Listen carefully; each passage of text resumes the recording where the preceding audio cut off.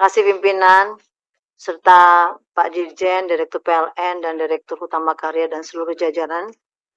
Tentunya kami telah mendengarkan beberapa pemaparan dari pagi dari kedua BUMN ini, dan kami juga memiliki beberapa pertimbangan mengenai hal tersebut. Dengan berbagai dinamika yang terjadi beberapa belakangan ini terhadap BUMN, terutamanya dengan kondisi kinerja kesehatan keuangan, hari ini kita melihat pemaparan dari Utama Karya. Saya ingin menyampaikan dulu untuk Utama Karya yang menunjukkan mengalami kendala dari sisi profitabilitas.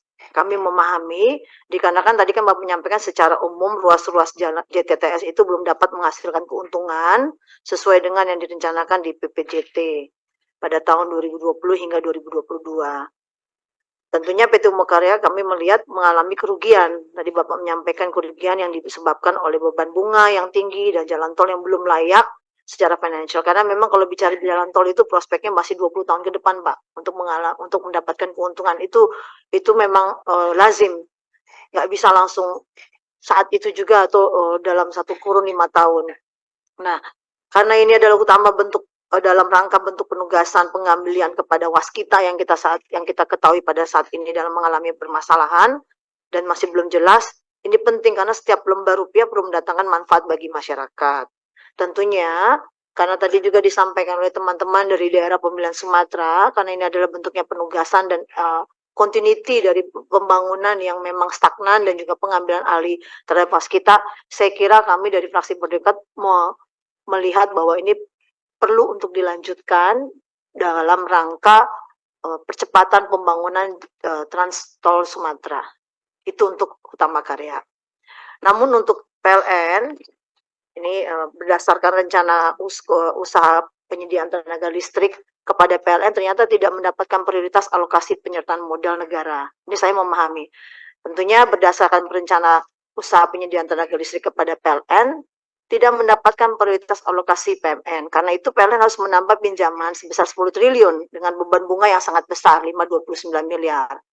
Nah, PLN kan tentunya menyampaikan berkali-kali menanggung beban keuangan masing-masing sebesar 529 miliar. Namun, tadi juga disampaikan Pak Fauzi, BPK merekomendasikan kepada Menteri BUMN untuk menyusun langkah-langkah mitigasi risiko terkait keuangan pendanaan di BUMN pada penugasan jangka panjang BPK, juga mengusulkan koordinasi dengan Kementerian Keuangan dan juga Bank Indonesia serta OJK. Ini rekomendasi BPK, Pak. Tentunya untuk mempertimbangkan penyediaan fasilitas pendanaan dan perbankan tidak memberatkan BUMN, khususnya di sini adalah PLN. Ya. Tentunya berdasarkan hal tersebut, selain mengendalikan permodalan dari APBN, upaya dan strategi apa yang Bapak sampaikan dari Dirut PLN dalam menjalankan tugas mengurangi beban APBN, Pak, dalam memenuhi kebutuhan pendanaan dengan cost of fund yang tepat. Ini kami tidak melihat. Tentunya Pak, kalau kita bicara mengenai Undang-Undang BUMN, ini disertasi saya nih Pak Rio. Kalau kita bicara Undang-Undang BUMN, menarik, makanya saya mengikuti terus. Kita mempunyai tujuan untuk memberikan sumbangan bagi perkembangan perekonomian. Saya minta contoh sampel satu PLN yang akan saya bahas nanti. Perkembangan nasional pada umumnya, penerimaan negara pada khususnya. Tentunya mengejar keuntungan, Pak. Kan tahu Pak, di dalam PMK itu mengenai perkembangan perekonomian, keuntungan, dan menyelenggarakan kemanfaatan umum. Di dalam Undang-Undang BUMN juga tertulis seperti itu, berupa penyediaan barang dan jasa yang bermutu tinggi dan memadai bagi pemenuhan hajat hidup orang banyak. Tadi Bapak menyampaikan pasal 5 berkali-kali, pasal 5, pasal 3. Terkait masalah ini menjadi perintis kegiatan-kegiatan usaha yang belum dapat dilaksanakan oleh sektor swasta dan koperasi. Kami memahami, Pak. Terus yang tentunya turut aktif memberikan bimbingan di sini dan bantuan kepada pengusaha golongan ekonomi lemah koperasi. Mengingat peran PLN sangat vital untuk keberlangsungan perekonomian negara dan tugasnya menguasai hidup orang banyak, namun usulan PM ini tidak menunjukkan key performance indicator, Pak. Tadi Bapak menyampaikan peta-peta di situ, tapi KPI-nya apa? Apakah dengan menambahkan PMN KPI PLN akan berubah? Karena dukungan modal negara terhadap tugas PLN sesuai dengan hajat hidup orang banyak. Apakah jika tanpa PLN tidak dapat mencapai pemenuhan risiko secara elektrifikasi? Ini yang kita perlu mendapatkan penjelasan dari yang belum secara konferensif dari Dirut PLN menyampaikan.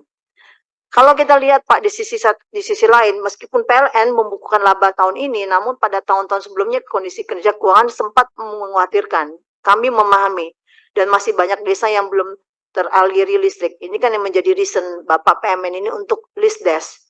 Dengan komitmen target PLN, kami berharap agar lebih banyak masyarakat yang menikmati listrik. Tapi kan tadi Bapak tidak menyampaikan, kalau PMN ini untuk bisa mendistribusikan listrik desa sebesar 2.000, kira-kira ketergantungan terhadap PMN ini sampai kapan sih untuk mendistribusikan listrik desa itu? Ini Bapak nggak menyampaikan kepada kami, Pak.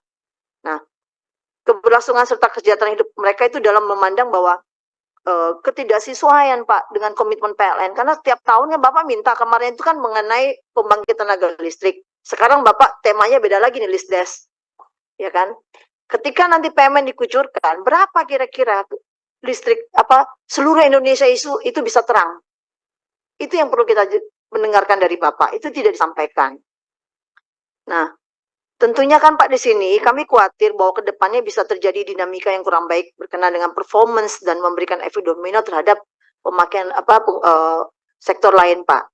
Kalau kita lihat dari aspek keuangan Pak, ini 10 triliun hanya efisiensinya tadi saya lihat itu cuma 2,76 triliun. Dari segi efisiensi itu Bapak harusnya stretch di sini. Menggunakan forum yang terhormat ini bicara masalah keuangan. Efisiensinya itu berapa kira-kira? Saya melihat tadi saya coba kalkulasi itu hanya 2,76 triliun dalam bentuk pengurangan subsidi yang diakibatkan penurunan biaya keuangan sebesar 0,45 triliun per tahun. Efisiensinya cuma 2,76 triliun, merupakan akumulasi 5 tahun. Jadi artinya investasi 10 triliun yang diberikan hanya kembali sebesar 2,76 triliun selama 5 tahun ke depan. Begitu kan Pak? Nah kemudian efisiensi dari debt to equity rasionya, utang terhadap modal juga tidak signifikan. Mungkin Ibu yang bisa menyampaikan hal ini, karena rencana ke depan PLN tetap akan menambah utang beban. Nah, dalam meningkatkan DRM makan hingga bisa di atas 50%. Sehingga kami melihat adanya tambahan modal sebesar 10 triliun tidak dapat memberikan struktur permodalan yang ideal. Jadi saya kira kondisi keuangan yang sempat mengkhawatirkan ini ya kami berharap agar lebih banyak lagi Pak mengelaborasi dari sisi kinerja keuangannya saja Pak. Walaupun tadi juga itu adalah temanya PMN 2023 ini difokuskan untuk listrik desa, ya kan Pak. Nah ini yang kami ingin tahu kira-kira berapa tahun sih ke depannya kontribusi negara ini paling kan langganan tiap tahun, ketagihan minta PMN ke kita.